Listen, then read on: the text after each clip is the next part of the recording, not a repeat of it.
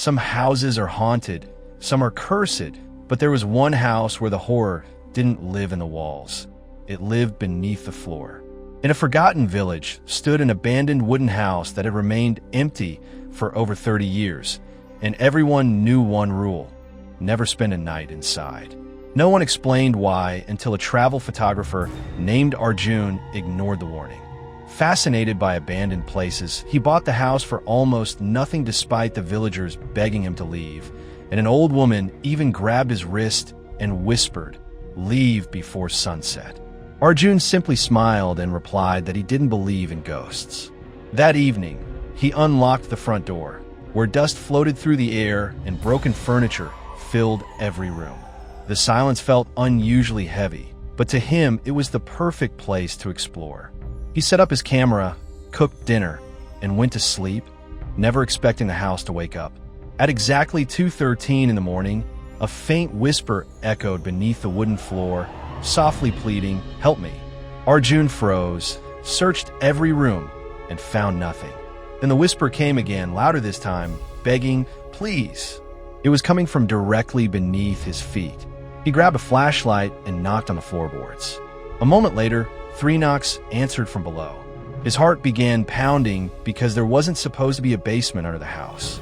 The next morning, determined to uncover the truth, he searched every corner until he found a rusted metal ring hidden beneath an old carpet behind a bookshelf.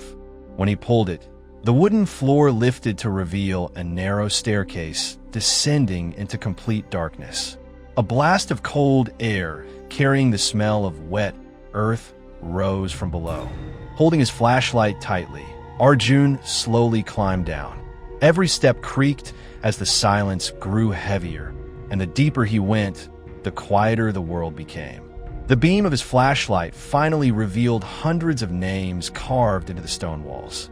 Some carvings looked decades old, while others appeared fresh. At the very end of the tunnel, one name looked as though it had been carved only hours before. It was his own Arjun. Suddenly, slow, heavy footsteps echoed behind him. He turned around, but no one was there. Then the whisper returned, closer than ever, saying, "Don't look back." Panic took over, and he ran. The footsteps became faster as his flashlight flickered violently. Something enormous moved through the darkness. It wasn't walking, it was crawling. Long fingers scraped across the wet stone floor as the creature rapidly closed the distance. Arjun sprinted toward the staircase, climbed desperately, and slammed the trapdoor shut behind him. The entire house shook as 3 deafening bangs exploded beneath the floor, and then everything became silent. The next morning, shaken but alive, Arjun packed his belongings and prepared to leave. Before driving away, he checked the footage from the camera he had left recording overnight. Most of the video looked completely normal until the timestamp reached exactly 2:13 a.m. The camera showed him sleeping peacefully while, beneath his bed, a pale hand slowly reached through the floorboards. It stopped only inches from his face before silently disappearing. Arjun had never felt it happen. His camera had captured something his own eyes never saw. Terrified, he returned to the village and showed the recording to the old woman. She watched it without surprise and quietly whispered, "It finally chose someone else." She explained that 30 years earlier, a family had trapped something beneath that house.